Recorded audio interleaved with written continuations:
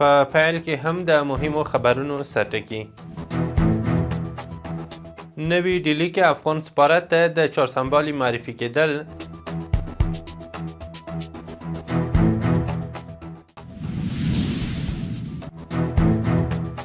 د کرنې او اوبو لګولو له وزیر سره د ایران د سفیر کتنه.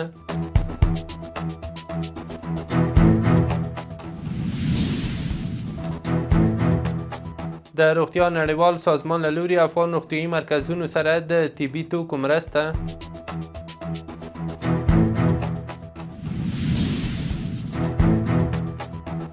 او په ایران کې معترضو لاریونوالو ته د ایران د مذهبي مشر خبرداری.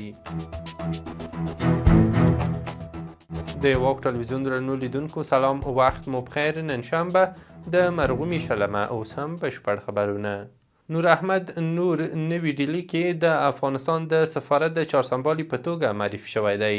هندي رسنیو په خپلو راپورونو کې ویلي چې نور احمد نور چې تر دې مخکې په بهرنیو چارو وزارت کې لومړی سیاسي رئیس و، نوي ډیلي ته رسېدلی دی. تر دې وړاندې د هند بهرنیو چارو وزیر جیشنکر د افغانستان له بهرنیو چارو وزیر امیر خان منتقي سره کتنه کې نوي ډیلي کې د افغانستان د سفارت لپاره د ډیپلوماټانو له منلو سره هوکړه کړې وه.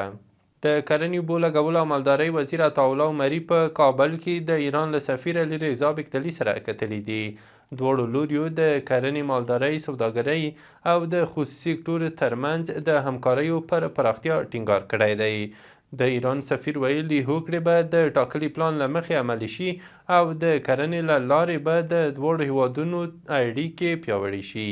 هغه همداراز ښاغلي عمري ته په تهران کې د ایکو غونډه کې د ګډون بلنه ورکړې ده. د روغتیا نړیوال سازمان ویلي چې د 2025 کال د اکتوبر له میاشتې تر اوسه پورې د افغانستان په 25 ولایتونو کې 193 روغتیایي مرکزونو ته د اړینو درملو او طبي وسایلو 223 میټریک ټنه مرستې ویشلې دي.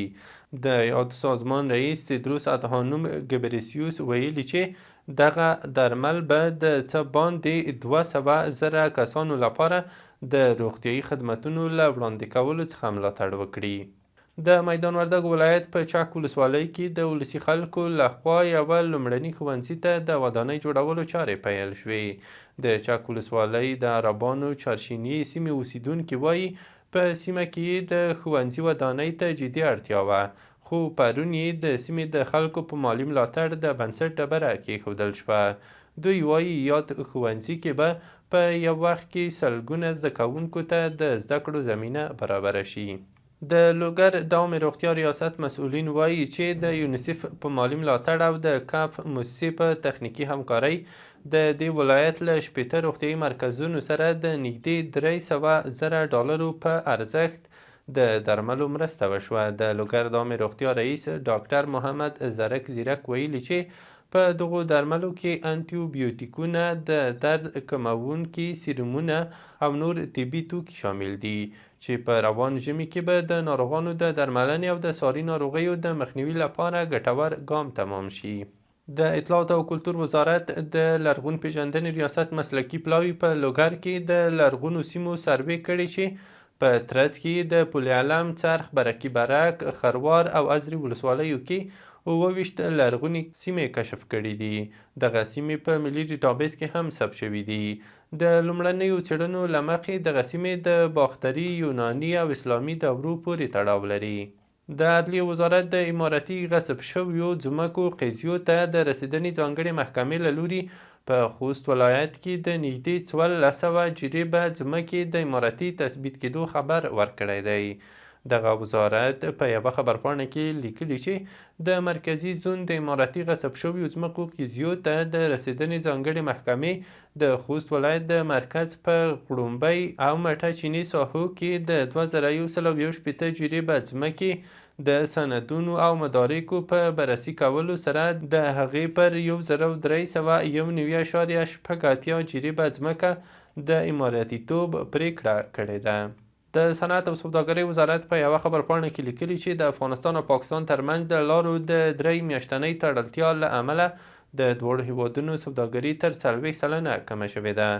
د وزارت په وینا شمیرې ښیي چې په 2024 زیږدیز کال کې د دواړو هیوادونو سوداګري 2.471 میلیارده ډالره وه، خو په 2025 کال کې 1.968 میلیارد ډالرو ته راکمه شوې ده. په همدې موده کې افغانستان پاکستان ته صادرات له 817 میلیونه ډالرو څخه 505 میلیون ته راټیټه شوې او واردات هم له 1.640 میلیارده 1.218 میلیارده ډالرو ته راکم شوي دي. بلخوا د پاکستان نشن ورځپاڼې راپور ورکړی چې د افغانستان او پاکستان ترمنځ سوداګري 53 سلنه کمه شوې ده. د معلوماتو له مخې د دواړو هیوادونو ترمنځ د سوداګرۍ کچه له 26.1 میلیارد ډالرو څخه 594 میلیون ډالرو ته راکمه شوې، چې اصلي لامل یې د لارو تړل کېدل ګڼل شوي دي.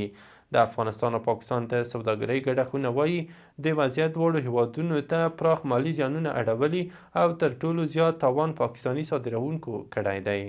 قزاقستاني چارواکو ویلي چې په تیر یوه کال کې له افغانستان سره سوداګري 83 سلنه زیاته شوې ده. قزاقي رسنیو د دغه هیواد د چارواکو له قبله راپور ورکړی چې دا فیصدي د 2025 کال په وروستیو کې ثبت شوې ده. په راپور کې راغلي د 2025 کال د سپتمبر او ډسمبر په میاشتو کې افغانستان ته د قزاقستان صادرات 1% کې د وړم کال همدې مودې په پرتله زیات شوي دي. د کډوالۍ ستونزو ته د رسېدنې عالي کمیسیون د راپور له مخې تېره ورځ له ایران او پاکستان څخه باندې 2700 کډوال هیواد ته راستانه شوي دي. د یاد کمیسیون د راپور له مخې تېره ورځ د ایران او پاکستان څخه 504 کورنۍ چې 2730 کسان کېږي هیواد ته راستانه شوي دي. یاد کډوال د هرات د اسلام کلا، د نیمروز ورېښمو پله، د هلمند د بهرامچي، د کندهار سپین بولدک او د ننګرهار د تورخم له لارو راستانه شوي دي. د خبر له مخې تېره ورځ 211 راستانه شوي کورنۍ چې 1102 کسان کېږي خپلو سیمو ته لېږدول شوي دي.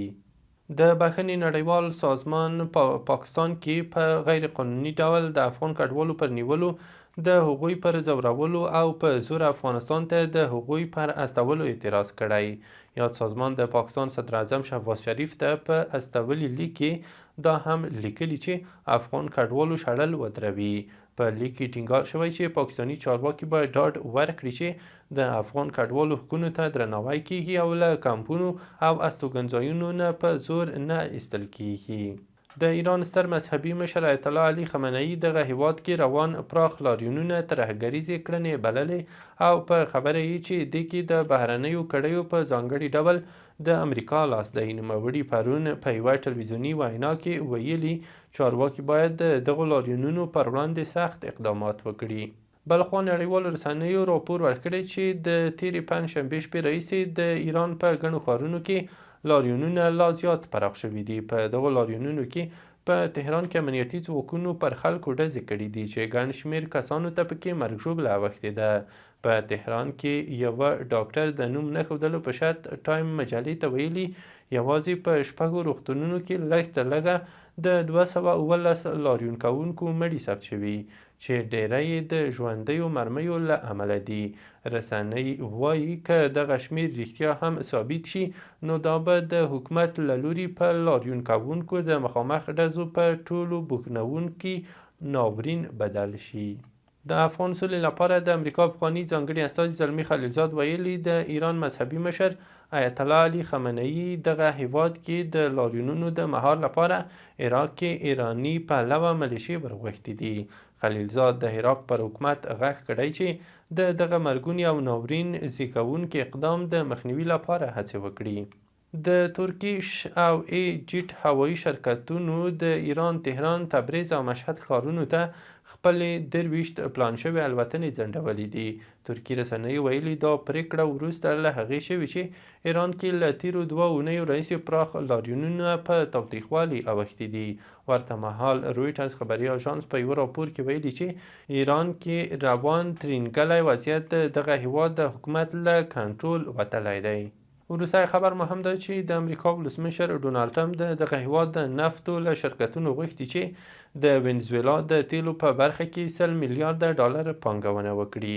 ټرمپ په سپینه ماڼۍ کې د وینزویلا په اړه د دغو شرکتونو له مسؤلینو سره کتلي او ویلي دي چې د وینزویلا د انرژۍ سیستم د بیا رغونې په برخه کې امریکایي شرکتونو ته فرصت ورکوي څو د تیلو د استخراج کچه زیاته کړي.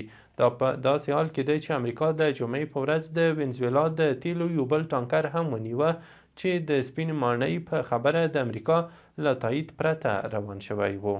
له ملتیا مو مننه. وروستي او مهم خبرونه مو همدومره وو.